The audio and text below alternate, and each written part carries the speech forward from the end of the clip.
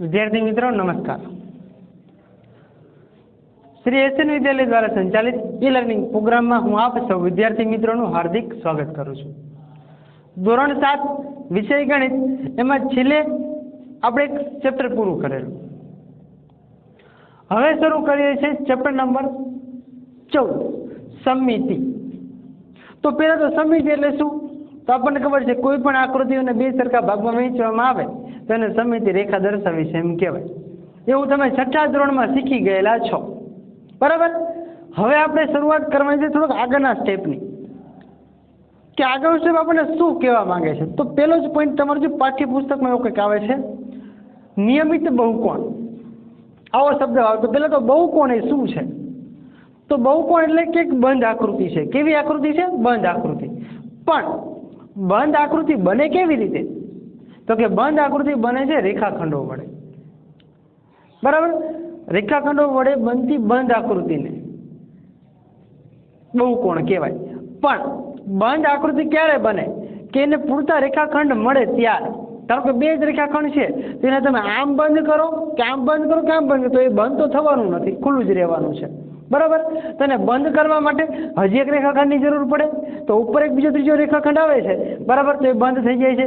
આમ કરીને બે આમ બીજા ત્રિકોણ એ ત્રિકોણ બની જાય। તો સૌથી ઓછામાં ઓછા રેખાખંડની જરૂર પડતી હોય ને એ પણ બંધ આકૃતિ માટે તો એ ત્રિકોણ છે, સમબાજુ ત્રિકોણ। તો આપણે પહેલો પોઈન્ટ એવો લખવો હોય તો લખી શકાય અને લખવાનો છે, પણ પહેલા તો આપણે સમજી લઈએ કે બહુકોણ એ બંધ આકૃતિ છે। કેવી આકૃતિ છે? બંધ આકૃતિ છે જે ઘણા બધા રેખાખંડોથી બને છે, પરંતુ રેખાખંડોની ઓછામાં ઓછી કેટલી? તો કે ઓછામાં ઓછી સંખ્યાથી બનેલો બહુકોણ કેવો છે? તો કે ત્રિકોણ છે। તો જ આપણને ખબર પડે, બરાબર। એના પછીની બીજી વાત કરીએ। ચલો પહેલા એક પોઈન્ટ આપણે લખી લઈએ પછી બીજી આગળની ચર્ચા કરીશું। ચલો પહેલો જ પોઈન્ટ આપણે એવું કંઈક છે શું? તો કે બહુકોણ છે। તો કે બહુકોણ એ કેવી આકૃતિ? તો કે બહુકોણ એ બંધ આકૃતિ છે।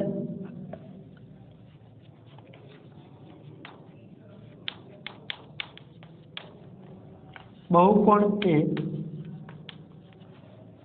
બંધ આકૃતિ છે, બરાબર। શું કામ? જે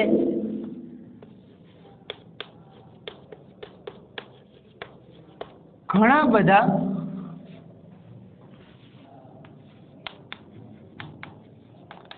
રેખાખંડોથી બને છે, બરાબર।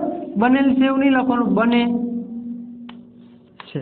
હવે વાત કરીએ બીજી કે રેખાખંડોની ઓછામાં ઓછી કેટલી? તો કે 3 રેખા। તો લખી શકાય કે રેખાખંડોની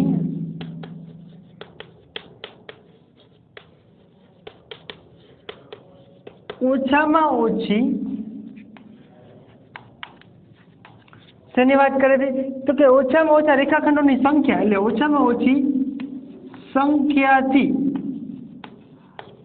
બનેલી અથવા તો બનેલો બહુકોણ શું છે? ત્રિકોણ છે, જેમાં 3 જ રેખાખંડનો સમાવેશ થાય છે। તમને ખબર છે સમબાજુ ત્રિકોણ તમે કહો છો, બરાબર। એના પછી વાત કરીએ આપણે નિયમિત બહુકોણ કોને કહેવાય? ખાસ યાદ રાખજો નિયમિત બહુકોણ માટે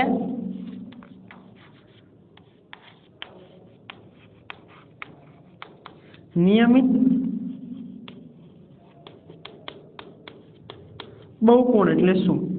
તો એની વાત કરીએ નિયમિત બહુકોણ એટલે કે જે બહુકોણની તમામ બાજુઓ સમાન લંબાઈની હોય અને તમામ ખૂણા સમાન માપના હોય તો તે નિયમિત બહુકોણ છે એમ કહેવાય। સાદી ભાષામાં વાત કરવી હોય તો એ રીતના બોલી શકાય કે જો બહુકોણની દરેક બાજુઓ અને દરેક ખૂણા સરખા હોય તો સમાન માપના હોય તો તે આકૃતિને નિયમિત બહુકોણ છે એમ કહેવાય। તો આપણે લખી જઈએ કે જો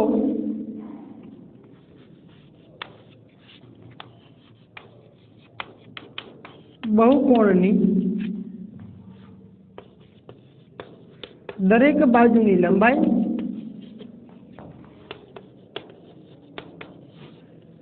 અને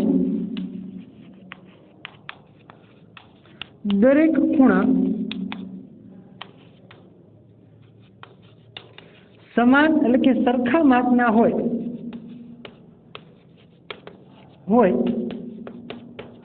તો તે શું કહેવાય? તો કે તો તેને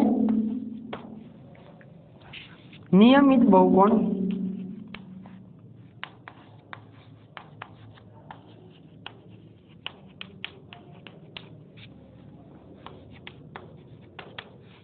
કહે છે।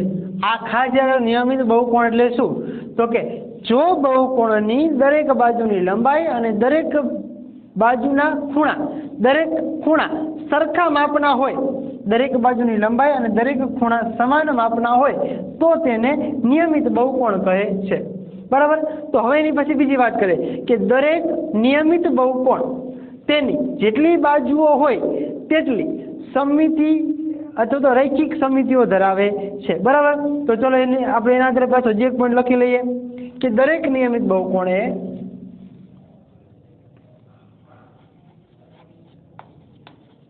દરેક નિયમિત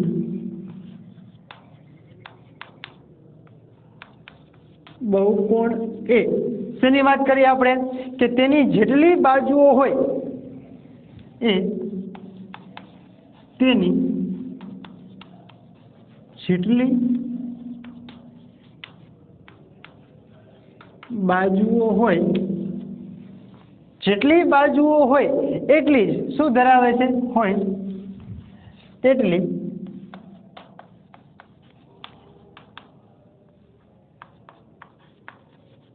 રૈખિક સમમિતિ ધરાવે છે। જેટલી બાજુઓ છે એટલી રૈખિક સમિતિઓ ધરાવે છે। બરાબર। હવે આપણને એટલી તો ખબર પડી ગઈ કે રૈખિક સમિતિ કેવી રીતે હોય, તો કે એક જેવી બાજુ છે એવી સામે બીજી બાજુ દેખાતી હોય એને રૈખિક સમિતિ કહેવાય। બરાબર। પણ આપણે થોડુંક ડિટેલમાં જોવું છે, જેમ કે એક પણ રૈખિક સમિતિ ન ધરાવતું હોય તેને શું કહેવાય? તો કે એને કહેવાય વિષમ બાજુ ત્રિકોણ, જેને એક પણ બાજુ હોતી નથી, એટલે કે એક પણ સમમિતિ રેખા હોતી નથી। જ્યારે એક સમમિતિ રેખા હોય તો કે બે બાજુ સરખી હોય, એક બાજુ સરખી નથી હોતી, તો કે સમદ્વિબાજુ ત્રિકોણ। જેની ત્રણ બાજુ સરખી હોય એને તો કે સમબાજુ ત્રિકોણ, એટલે કે ત્રણ સમમિતિની રેખા ધરાવે છે। જ્યારે ચાર સમમિતિની રેખા ધરાવતા હોય ત્યારે તો ચોરસ છે, બે વિકર્ણ અને ચાર બાજુઓમાંથી પસાર થાય છે। પાંચ સમમિતિની રેખા દર્શાવતા હોય તો પંચકોણ છે, છ દર્શાવતા હોય તો ષટકોણ છે। આપણે એવી રીતે આગળ આકૃતિની ચર્ચા કરવાની છે। બરાબર। પણ અહીંયા આપણી મેઇન વાત છે કે નિયમિત બહુકોણ છે કે નથી। તો નિયમિત બહુકોણ ક્યારે બને કે જો તેની દરેક બાજુની લંબાઈ સરખી હોય અને દરેક ખૂણાના માપ સરખા હોય તો જ નિયમિત બહુકોણ કહેવાય, નહીં તો નિયમિત બહુકોણ કહેવાય નહીં। તો આપણે એની એક ડિટેલમાં થોડીક વાત કરતા જઈએ અને લખતા જઈએ, આકૃતિ પણ દોરતા જઈએ। બરાબર। તો પહેલા તો આપણે એક સિમ્પલ અને સાદું ઉદાહરણ દ્વારા આપણે સમજી લઈએ।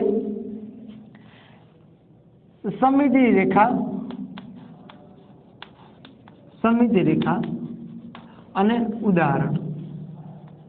બરાબર। તો વાત કરીએ સમમિતિ રેખા એક પણ ન હોય તો એને શું કહેવાય? તો કે વિષમ બાજુ।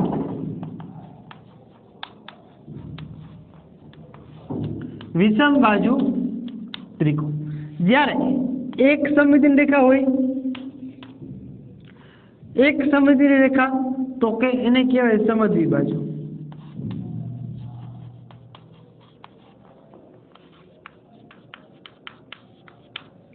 જ્યારે બે હોય, એક હોય, હવે બે આવી તો કહેવાય લંબચોરસ। ત્રણ હોય ત્યારે કીધું સમબાજુ ત્રિકોણ।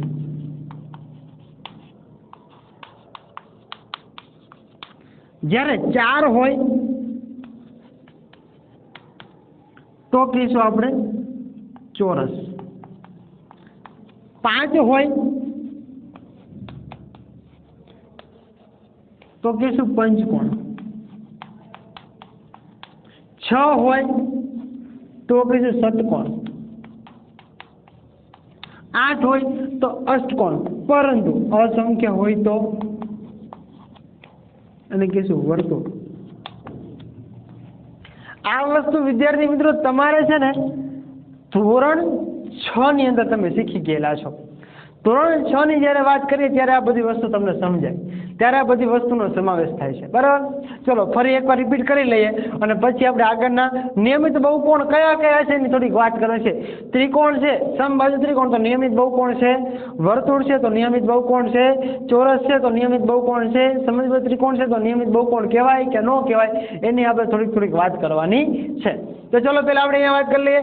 બહુકોણ એ કેવી આકૃતિ છે તો કે બંધ આકૃતિ છે, જે ઘણા બધા રેખાખંડોથી બને છે.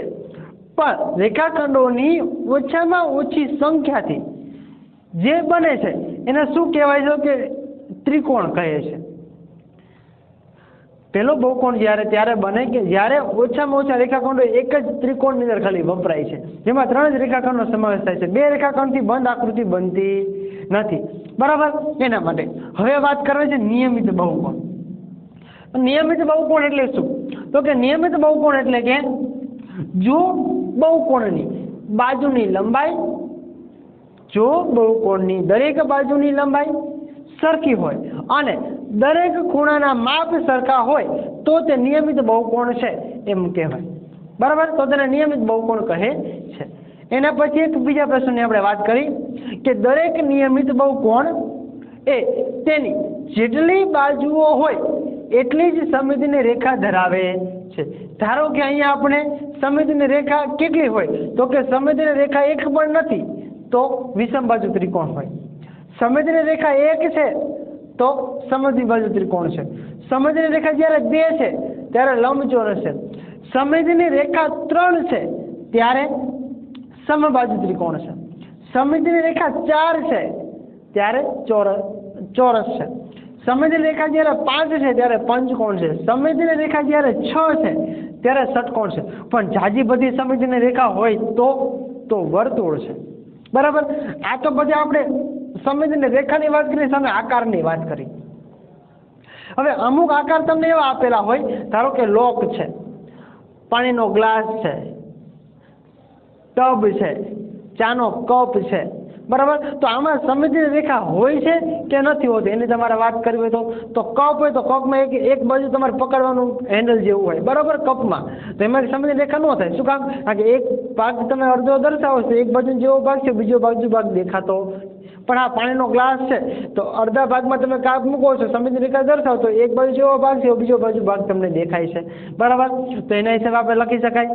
હવે જોવાનું એ છે મેઇન પ્રશ્ન કે કઈ આકૃતિ નિયમિત બહુકોણ છે અને કઈ આકૃતિ નિયમિત બહુકોણ નથી. તો સૌથી પહેલા વાત કરીએ આપણે સમબાજુ ત્રિકોણથી. તમારા પાઠ્યપુસ્તકમાં પોઈન્ટ આપેલો છે જો. બરાબર, તો ચલો આપણે ક્લિયર કરીને પાછું જોતા જઈએ અને લખતા જઈએ.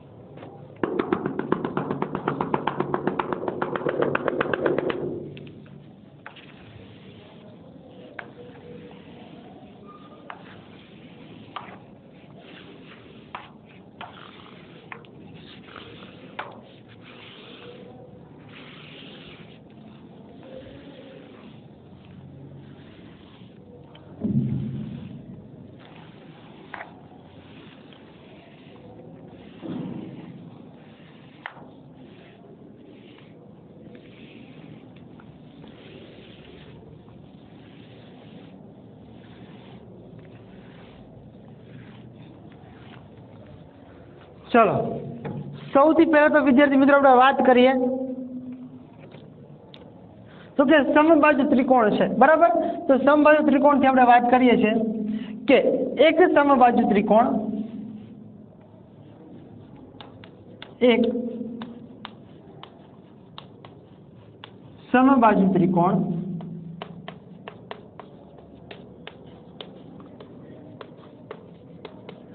નિયમિત બહુકોણ છે, અથવા તો નિયમિત છે એટલું ખાલી આપણે લખીએ તો ખબર પડી જાય નિયમિત છે.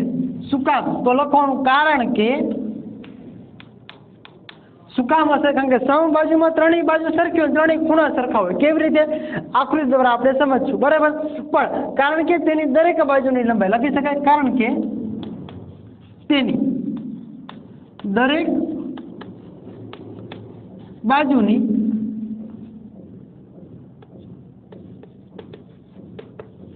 લંબાઈ અને તેના લંબાઈ સમાન અને દરેક ખૂણા સમાન છે. હવે આપણે કામ કરીએ, એને આપણે આકૃતિ દ્વારા દર્શાવવું છે, તો આકૃતિ દ્વારા વિદ્યાર્થી આપણે દર્શાવી શકીએ એને.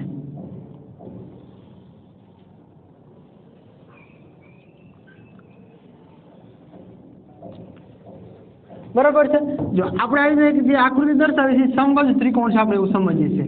જ્યારે એની દરેક બાજુ સરખી છે, બાજુ એટલે આપણે એ સમજીએ છીએ, આ એ, આ પણ એ અને આ પણ એ, દરેક બાજુ સરખી છે, પણ એના દરેક ખૂણા, તો ત્રિકોણના ત્રણ ખૂણાના માપનો સરવાળો વિદ્યાર્થી મિત્રો થાય 180. તો 180 માંથી એક ખૂણો ભાગ્યા 3 કરો એટલે 6 3 60 અંશનો ખૂણો મળે. તો એક આ ખૂણો બરાબર થાય 60 અંશ, આ ખૂણો બરાબર થાય 60 અંશ, આ ખૂણો બરાબર થાય 60 અંશ. તમે બધા જાણો છો, બરાબર. તો જુઓ તો સમબાજુ ત્રિકોણ જ્યારે આપણે કીધો છે, સરખો છે, સમાન છે, નિયમિત બહુકોણ છે. શું કામ? તો આપણને આકૃતિ ઉપરથી ખબર પડી. બીજી વાત કરીએ, જો તમારા પાઠ્યપુસ્તકની અંદર તમને આપેલું છે, જેની આપણે ચર્ચા કરવાની છે. એક વાત કરીએ આપણે, હવે વાત કરીએ ચોરસની.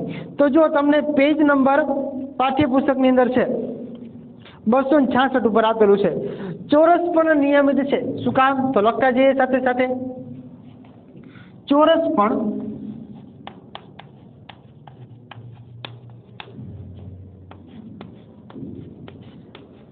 નિયમિત છે. શું કામ? તો લખીએ કારણ કે તેની દરેક બાજુની લંબાઈ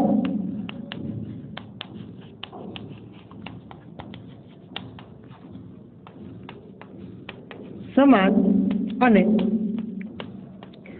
દરેક ખૂણા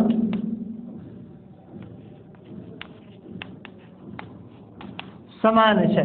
બરાબર. તો જો હવે પાછી આપણે એને વાત કરીએ, આકૃતિ દોરી. તો એક ચોરસ હું દોરું છું અહીંયા.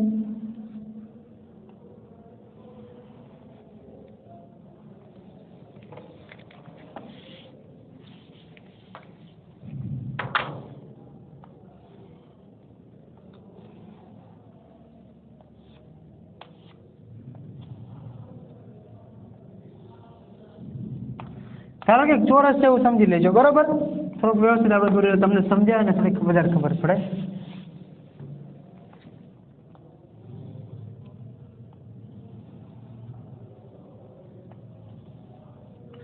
જો હું દરેક બાજુની જે લંબાઈ વિદ્યાર્થી મિત્રો આપેલી છે, આપણે બે ખૂણાને પેલા એમને દર્શાવી દઈએ, બરાબર.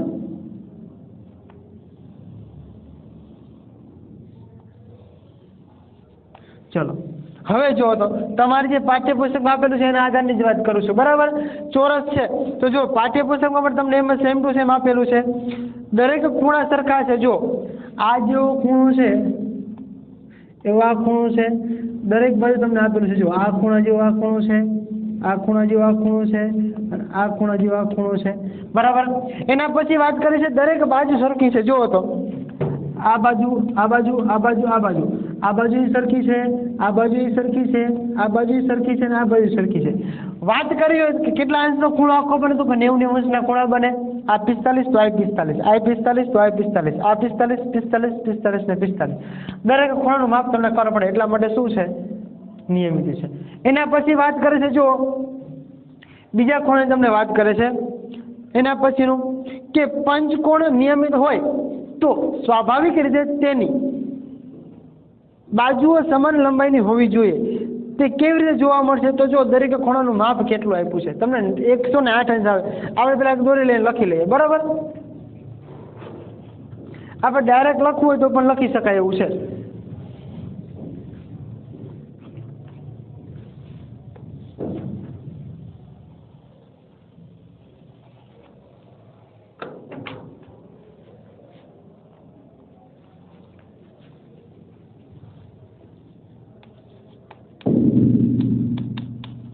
પંચકોણ નિયમિત છે કારણ કે હવે તમને ખબર પડી જાય શું કામ કારણ આપણને કહે છે. બરાબર, તો નિયમિત પંચકોણ એટલે પાંચે બાજુ સરખી દોરી લઈએ. બરાબર, તો ચાલો પેલા હું 5 બાજુ દોરી લઉં છું સરખી.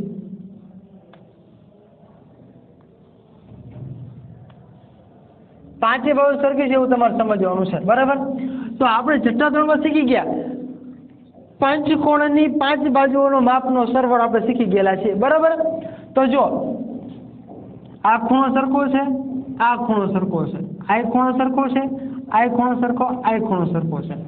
તમને જે પાઠ્યપુસ્તકમાં આપેલું છે એના આધારે તમને આવી રીતના આપેલું છે. જો આવી રીતના તમને આપેલું છે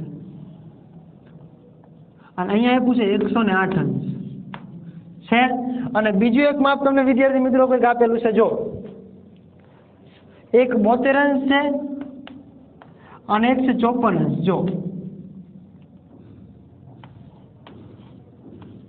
અહીંયા છે 108 અંશ. હવે 108 કેવી રીતે છે આપણને ખબર પડે. 108 એક ખૂણાનું માપ આપેલું છે તો બીજા 5 ખૂણાનું માપ કેવી રીતે થાય છે? તો આ રીતે લખી શકાય. જુઓ તો 108 ગુણ્યા 5 કરો ને તમને મળે 540 અંશ. કેટલા મળશે? 540 અંશ. બરાબર, હવે જો 540 ભાગ્યા 5 એટલે એક ખૂણાનું માપ તમને કેટલું મળે? 108. પણ અહીંયા જો 108 ના અડધા કરેલા છે. અહીંથી તમે આજુબાજુ ખૂણો ભેગો કરો છો આવી રીતના એટલે દરેક ખૂણાનું માપ તમને મળે 54. આ 54 છે તો આ 54, આ 54, અહીંયા 54, 54, આ 54, આ 54, આ 54, બધાના 54 ભાગ તમને મળે. બરાબર મળે. બરાબર, ક્લિયર. એટલે આવી રીતે તમારું પંચકોણ જે છે એ પણ તમારું કેવું છે? નિયમિત છે. એના પછીની વાત કરીએ આગળ. કયા કોણની વાત છે જુઓ તો એના પછી આપ્યું છે તમને નિયમિત ષટકોણ. દરેક ખૂણો કેટલો છે? દરેક ખૂણો 108 અંશ. બરાબર, એના પછી વાત કરીએ ષટકોણ. ષટકોણ નિયમિત છે. શું કામ? તો લખી શકાય કારણ કે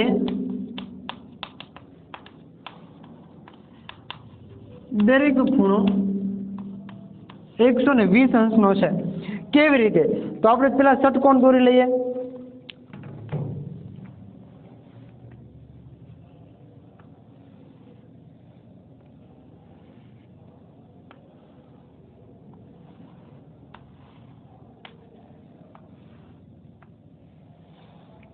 ષટકોણ આપણી રીતે દોરવાનું છે. બરાબર, જો આ બાજુ સરખી છે, આ બાજુ 6 બાજુ ટૂંકમાં સરખી છે તમારી છે. હવે અહીંયા ખૂણો કેટલો હોય? 120 અંશ.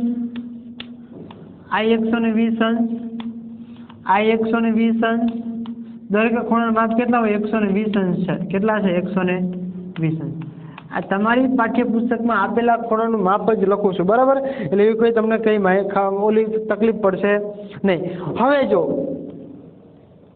આપણને આટલી તો ખબર પડી ગઈ કે દરેકે દરેક ખૂણામાં આટલા અંશ આવી રીતે હોય છે. બરાબર, તો હવે જો છે સમબાજુ ત્રિકોણ છે તો કેટલી સંવેદન રેખા છે? 4 બાજુ છે તો કેટલી સંવેદન રેખા છે? એટલે કે ચોરસ છે તો કેટલી સંવેદન રેખા છે? એના આધારે થોડુંક માપ જોવાના છે. બરાબર, તો ચલો જોતા જઈએ. અહીંયા આપણે સંવેદન રેખાની પણ નિયમિત છે એની વાત કરી છે. હવે કેટલી સંવેદન રેખા છે તો આપણે એની થોડીક વાત કરીએ. તો જો તમને પેજ નંબર 267 ઉપર આપેલું છે. જ્યારે 3 સંવેદન રેખાઓ હોય જો તમને નીચે આપેલું છે દરેક નિયમિત બહુકોણ જેટલી બાજુઓ ધરાવે છે તેટલી જ સમમિતિ રેખા ધરાવે છે, જે આપણે પહેલા જ બીજા પોઈન્ટમાં લખેલું હતું. બરાબર, એના પછી વાત કરીએ કે તેઓ બહુવિધ સમમિતિ રેખા ધરાવે છે. તો કેવી? તો કે 3, 4, 5 અને 6 વાળી જે છે એની વાત કરી લઈએ એટલે આપણને એક માહિતી મળી જાય. ચલો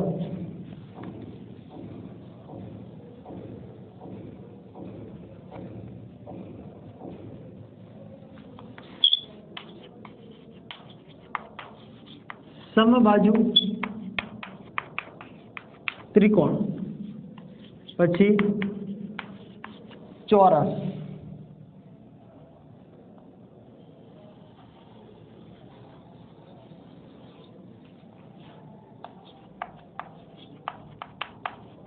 પંચકોણ, ષટકોણ. ચલો આટલી વાત કરીએ પછી આપણે બીજી આગળની માહિતી મેળવીએ. બરાબર. ધારો કે અહીંયા હું સમબાજુ ત્રિકોણ છે તો 3 બાજુ સરખી દોરું છું.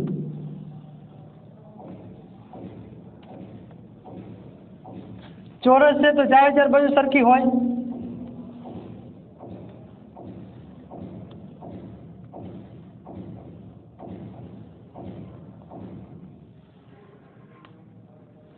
પંચકોણ છે તો પંચકોણમાં હું 5 બાજુ સરખી છે મારી.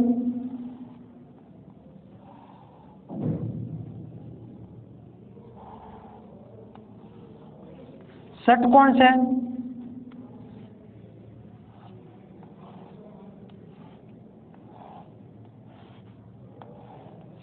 અને છેલ્લે આપેલું છે વર્તુળ.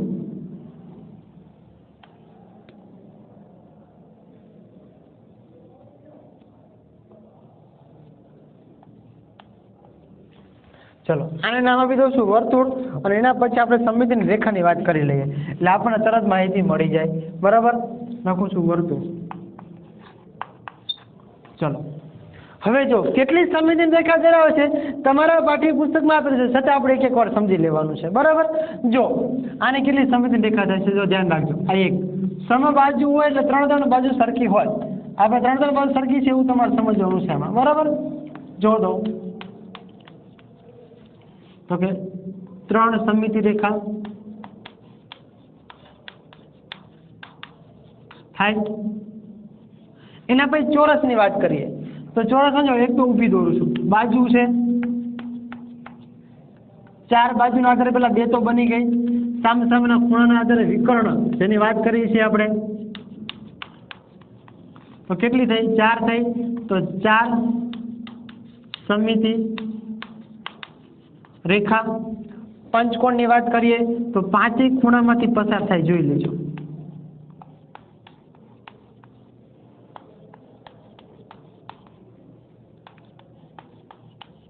છે